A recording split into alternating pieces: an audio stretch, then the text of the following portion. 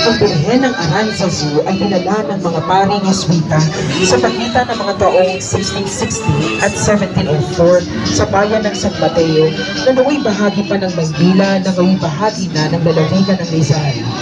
Ang anyo ng imahe ng Birhen ay nakatayo sa isang puno na may harap na mansana sa kanan at kalong ang batang Jesus sa kaliwa. Dito nagsimula ang paninituho sa mahal na Birhen ng Aranzazu kung saan kinilala siyang patrona ng bayan ng San Mateo. Ang kapistahan ng Iglesia Señora de Aranzazu ay pinagdiriwang politika siyang ng Sedian. Ang imahe ay nasa ilalim ng pangangalaga ni Chairman A.J. Lizarondo Cecilio kasama ang kanyang pamilya.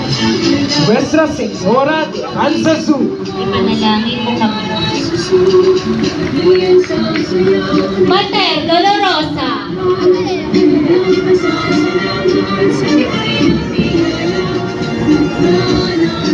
Ang kaganapan ng propesiya ni Propeta Simon na si Maria ay daranas ng 7 habas, kung saan tila ba hinarapan ng pananaw ang kanyang puso na nasaksihan niya ang kanyang paghihirap at pagkamatay ng kanyang anak. Ipinagdiriwang ang kanyang kapistahan tuwing ika-15 ng Setyembre. Ang imahe ng Mater Dolorosa ay nasa ilalim ng pangangalaga ni Nomer Bawal. Mater Dolorosa, Ipanalangin mo